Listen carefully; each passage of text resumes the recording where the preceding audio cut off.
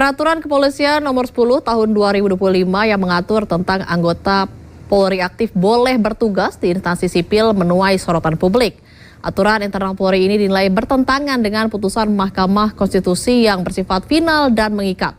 Lantas seperti apa aturan ini berdasarkan pengalaman penegakan hukum di lapangan?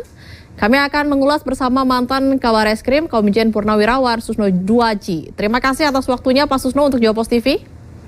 Terima kasih, selamat malam Mbak Rati. Ya, malam Pak. Bagaimana Pak Susno menilai substansi Perpol nomor 10 tahun 2025 yang disebut-sebut bertentangan dengan putusan Mahkamah Konstitusi? Baik, ya, jadi putusan Mahkamah Konstitusi belum sampai 1 bulan, kemudian keluar peraturan polisi 1025.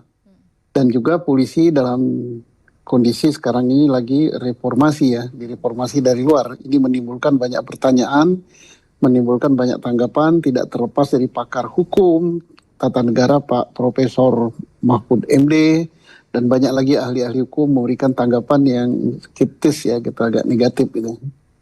Karena memang peraturan putusan MK itu bersifat final dan binding ya. Jadi dia itu putusan itu mengikat dan tidak bisa dibantah-bantah lagi gitu, langsung gitu.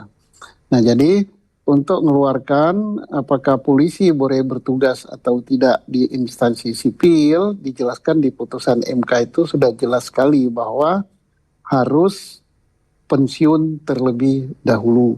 Tidak boleh kalau masih aktif dinas di situ ya. Kalau sudah pensiun udah bebas dia mau tempatkan di sana. Tapi bukan ditempatkan ya, tapi instansi ada yang meminta gitu. Jadi tidak bisa seseorang dipensiunkan langsung ditempatkan, nggak bisa. Nah, demikian halnya dengan Perkap Kapolri itu tidak boleh mengatur orang dipensiunkan langsung ditempatkan. Tapi dia hanya mengatur boleh ditempatkan di sana. Nah, apakah bisa betul masuk ke situ? Tidak bisa serta-merta. Harus syarat utamanya pensiun terlebih dahulu. Kemudian tentunya setelah pensiun ada lembaga yang membutuhkan. Ya, setelah lembaga membutuhkan, prosesnya bagaimana? Ya sama prosesnya dengan peraturan yang berlaku, yaitu diatur oleh Kementerian PAN ya, PAN dan Birokrasi saya kira, Penertiban Aparatur Negara dan Birokrasi. Jadi nggak bisa peraturan Kapolri itu berlaku serta-merta langsung mensiunkan orang, langsung meletakkan, nggak boleh. Itu bertentangan dengan putusan MK. Dan tidak ada cantolan dasar hukumnya di Undang-Undang Kepolisian. Jadi peraturan Kapolri itu tidak boleh mengikat keluar gitu, hanya ke dalam saja. Ya, putusan MK bersifat final dan mengikat. Menurut Bapak sendiri, apakah Perpol 10 tahun 2025 telah mengabaikan prinsip tersebut? Kalau di dalam Perpol itu menyatakan bahwa Kapolri bisa menugaskan langsung tanpa permintaan, kemudian tanpa dipensiunkan terlebih dahulu, maka itu melanggar gitu. Nggak boleh gitu.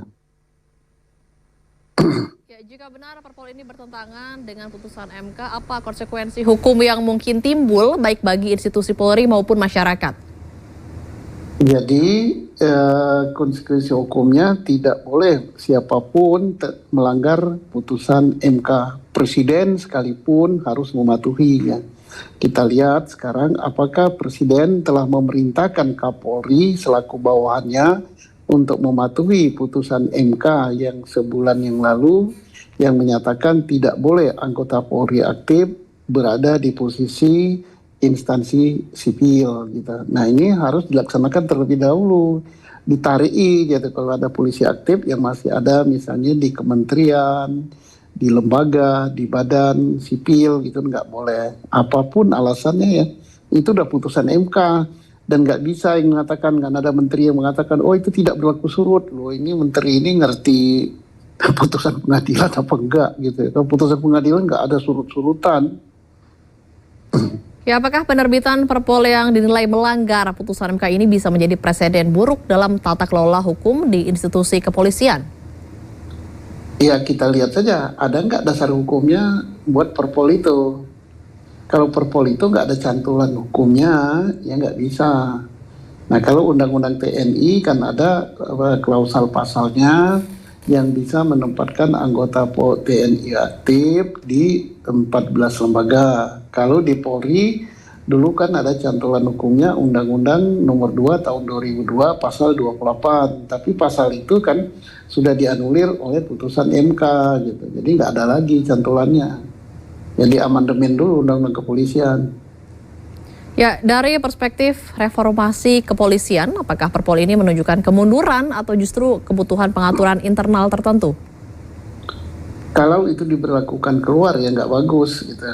Tetapi Perpol itu hanya berlaku ke dalam, nggak boleh Perpol itu ngikat kementerian, nggak boleh ngikat badan, nggak boleh ngikat lembaga gitu. Kalau ada pasal yang menyatakan bahwa Kapolri bisa menempatkan gitu kan, anggota Polri yang belum pensiun ke suatu lembaga, itu salah, harus dicabut.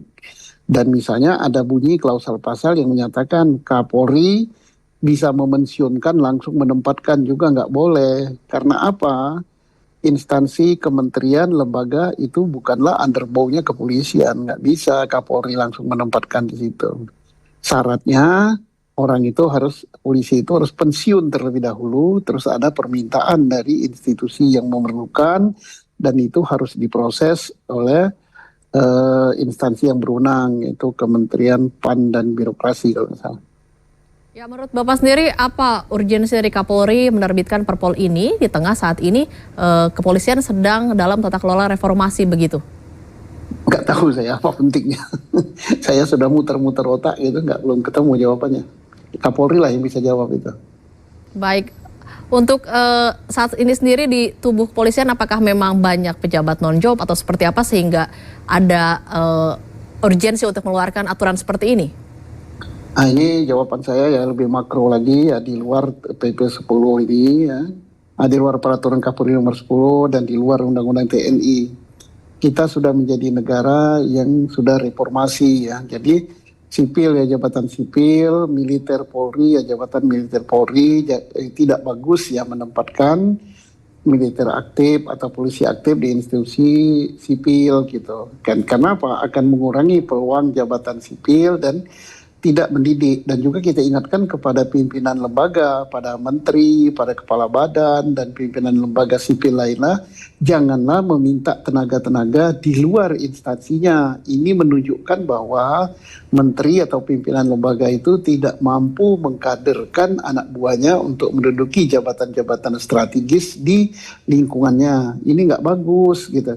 Dan Polri atau TNI memang tidak dilatih untuk didesain untuk menduduki jabatan sipil gitu, atau jabatan di luar Polri dan di luar TNI. Kita sejak menjadi misalnya dibentuk di Akabri, dibentuk di Akpol, kemudian sekolah lagi PTIK, sekolah Selapa, sekolah Sesko, bahkan sampai Lemhanas tidak kita dilatih untuk kita menjadi pejabat di lingkungan sipil, harus pensiun. Kalau sudah pensiun ya duduk di lembaga politik pun boleh. Contohnya Pak Prabowo gitu kan bentuk partai, Pak Wiranto bentuk partai, banyak lagi gitu tentara-tentara yang bentuk partai, bahkan Pak Prabowo bisa sampai jadi presiden. Jadi kalau memang sudah mau duduki jabatan di luar TNI Polri ya keluar aja gitu. Ya, apakah ini menjadi salah satu presiden kemunduran dari semangat reformasi begitu Pak Susno? Kalau anggota Polri enggak ya, tapi nggak tahu lah kalau pimpinannya. Kalau kita Polri ya saya yang sudah pensiun ya nggak mau yang duduki jabatan sipil. Oke. Di tengah polemik ini apa yang perlu diketahui masyarakat agar tetap kritis namun objektif dalam menilai kebijakan kepolisian, Pak? Polri adalah milik masyarakat. Yang gaji Polri masyarakat, yang mendesain Polri masyarakat, yang menciptakan polisinya harus bagaimana adalah masyarakat, yaitu milik masyarakat. Jadi kritisi saja kalau ada yang salah, ada yang tidak sesuai dengan peraturan perundang-undangan, ada tidak sesuai dengan desain reformasi, desain demokrasi kita, ya dikritisi, bersuara gitu. Dan kita harap juga anggota DPR kita sebagai representasi daripada rakyat juga bersuara, nggak boleh diam saja gitu. Terima kasih telah bergabung bersama Jopos TV mantan Kabar Eskrim Komjen Purnawirawan Susno Duaji. Selamat malam.